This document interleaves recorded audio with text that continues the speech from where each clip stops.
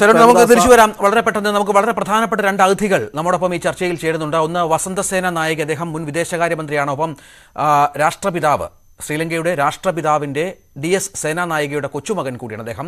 ഒപ്പം മുൻമന്ത്രി ശ്രീ K. സർവേശ്വരൻ, അദ്ദേഹം വടക്കൻ പ്രവിശ്യയിലെ മുൻമന്ത്രി കൂടിയാണ്. വെൽക്കം ശ്രീ സർവേശ്വരൻ ടു ദ ഷോ, സർ. വണക്കം.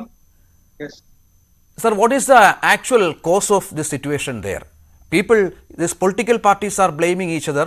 People are in the streets. They are very much suffering. What is the actual cause? Who is responsible for this type of a pity situation in that country? So this is the immediate reason is what you call lack of foreign reserve. It is completely dried down, and they sold the gold and everything. That's the immediate reason. But the reason, the cause, if you see, it is from 1948 onwards. It is a crystallization of continuous failure of all the governments. Because Sri Lanka, two reasons I can say, so Sri Lanka never had a solid economic basis or economic basis in the country. Up to 1977, we have only the main export is tea only. It is almost 75 to 80% foreign income came from only tea export. Rest is from a little bit of rubber and very few percentage of coconut products.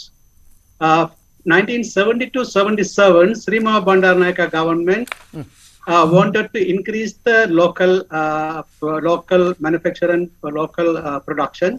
Therefore, she started a closed economic system, and imports are only the government can do, privates cannot do. So at that time, it was a long queue system and all these things because of the import control. Now, however, the Jayavarthana took all these things to the people that if I come to the power, I will stop the queue system and you can buy anything at any time in any shop. So he introduced the open economic system.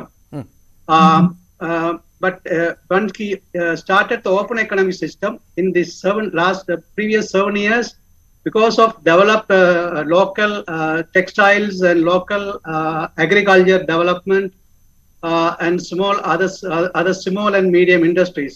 Almost more than 2,000 small and medium industries were closed down after Jayavarthana came because his open economic system, and also a large section of the farmers stopped their farming and went abroad.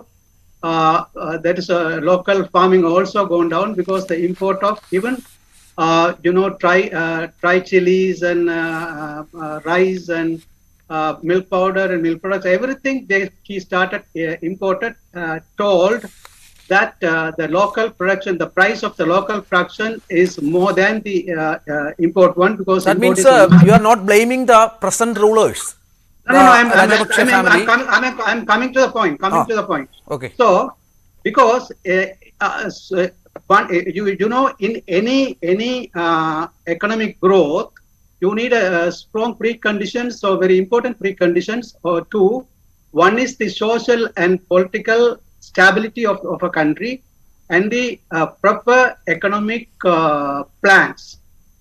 These two are failed because Jayavarthana, once he introduced the open economic system, he introduced the Prevention of Terrorism Act and the Prevention of Separatism Act, and given undue powers to the forces, and war started. So the 30 years war started. So in the 30 years of getting all the loans from abroad, they spent largely to war for the destruction. And then this is the history. Then soon after the war, in the war period also, this was Mahinda was the president. They gave a huge amount of flights and all these bombs and all these things. So the large amount of loans getting from abroad are used for war. Soon after the war, the same Mahinda Rajapakshaya was the president. He told that he wanted to re-establish the country, but gave almost from 1948 to the 2009, whatever the amount was get as loan from other countries by Sri Lanka, is within 10 years, Mahinda Rajapaksa got all such a large amount of loan. That And means that over dependence on foreign loans. Now, Yes, yes, also they are depending neighboring countries for loans. Is they have the capacity to repay these loans? One moment, I'll tell you. So this soon after the war, whatever the amount they get the loans largely from China, and this is one Hambantota harbor. So far, there is no ship come to the harbor, and Hambantota airport, there is no flights came to the airport still for last 10 years. And there's a Nuracholai Anal Min Nilayam, that is a electricity propensity system that is also given by China. So most of the period it was broke down. So it is all completely wrong political economy, and it is all complete spent, and no production or no income came from that. So therefore, these all crystallized, and this is for what you call, somehow the previous governments managed, but it is from Mahinda Rajapaksa to now, it is loans are taken, and without any production or income from that, it was spent. Therefore, even the local economy is also very badly gone down. Therefore, they are unable to repay. So now they are printing money. This is what I think the reason. The Mahinda Rajapaksa to Gotabaya Rajapaksa, they never had any idea of giving back the money, and they get a huge amount of loans, and also failed to invest in the country for economic productions or gain the money back. Sir, what is the remedy for this alarming situation? There should be a remedy for all type of worse situations. Mahinda Rajapaksa is going to form a coalition government with the opposition, but they are opposing.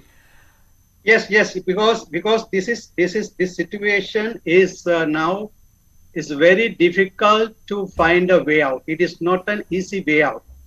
I think it is when we discuss with a number of economists, there is as I earlier told, that two things are very much necessary to this country to come out from this crisis. One is they're supposed to ensure the social and political stability. That means to find a sustainable solution to the ethnic conflict, and through a power sharing system. Number two, they were supposed to go for a drastic economic reforms to increase the domestic economic growth. So these two are very important. Even if they start these two now, it may take at least a decade to stand, to come out from this. This is not a quick. There is no quick way out. Mr. Sarveswaran, are you satisfied with the intervention of neighboring countries, including India, in this situation? India granted, I think, $100 million now to Sri Lanka. No, India gave 1.9 billion. Yeah. 1.9 billion US dollars. In that, $1 billion are for very basic necessities such as medicines and food items, etc. And the $500 for oil, this petrol, diesel, etc., and the gas and these things, and the $400 million to repay the loan. So this 1.9 billion is given by India, but the need of Sri Lanka is much more. Therefore, this help may be help for 1 month or 2 months. I don't know. This will go for a full solution. Do you think that India has got a good role in resolving this issue? No. I'm not saying that India. I'm not going to comment on that, because India helped this amount, but for the need of the Sri Lanka is much more. They are running to Bangladesh, running to Saudi Arabia, running to Russia, running to China again. And because they need much more. That is the scenario. India's urgent intervention needed to solve this crisis, it will be helpful for that country. Of course, but it is temporary. It is not a permanent solution. Okay, what about the present status of Rajapakshaya family? The family, I came to know that family members flee to foreign countries on the basis of the people protest in that country. If they are safe, if they are this president and prime minister, how long they will survive in that country? It is in last 1 week, people are continuously day and night is on roads, and they are surrounding the president's house, the prime minister's house, and many ministers' house, many MPs' houses. And there are few violence. Actually, there are a lot of suspicion that the government people infiltrated and made this violence because to show to the world this violent thing and use army against it. That is number one. Therefore, the political parties, the opposition parties are playing a bit carefully. And number two is the abroad. That is Mahinda Rajapaksa's son, Namal Rajapaksa. He also was a minister. He resigned and heard that he and his families left the country. But I'm not very sure. But he went out of the country. But I think it is more confirmed that his wife and parents has gone out. And Basil Rajapaksa, the former finance minister, is keeping quiet and no voice from him. No one knows where is he actually. There is so far no one knows. There is a talk that he also left America because he's a US citizen.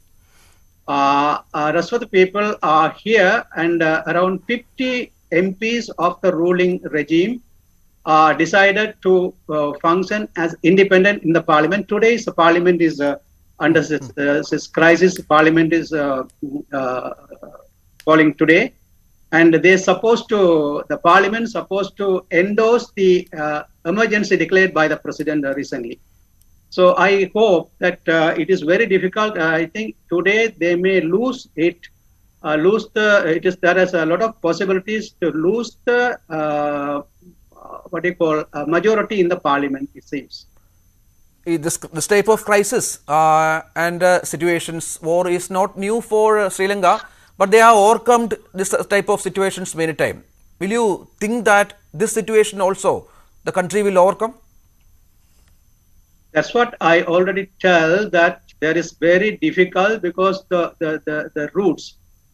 There is no local, as I told you, there is no local economies very much gone down, and I mean unusually gone down for reasons of course, partly the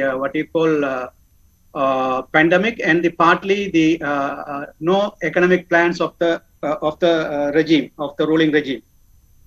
They printed 1.2 trillion rupees last year, and previous year 505 billion rupees they printed. These are much more, and because of that, the inflation gone over to 400 to 500%. The price is hike gone, and it's keep on going. Government doesn't have control over any of the price hike and all these things. Everything is decided by the importers or the producers or whatever. How they can escape is, as I told you, it is no way out. If any foreign country come in a huge way to protect them, maybe. Thank you, Sri Sarveswaran, for spending your valuable time for us and explaining the present situation and the hope of Sri Lanka. Thank you, sir. So thing is, what I hope is a new future. Maybe I don't know exactly how to say, but for fairly some time there will be a serious constitutional crisis because of instability in the parliament and also the economic crisis, etc. And the ways are almost there is no silver line ahead about the way out. Thank you, sir. Thank you so much. Shri സർവേശ്വരൻ, അദ്ദേഹം അവിടെ ജാഫ്ന പ്രവിശ്യയിലെ മുൻ മന്ത്രി കൂടിയായിരുന്നു. ശ്രീലങ്കയിലെ ഇപ്പോഴത്തെ അവസ്ഥ അദ്ദേഹം വിശദീകരിക്കുകയായിരുന്നു.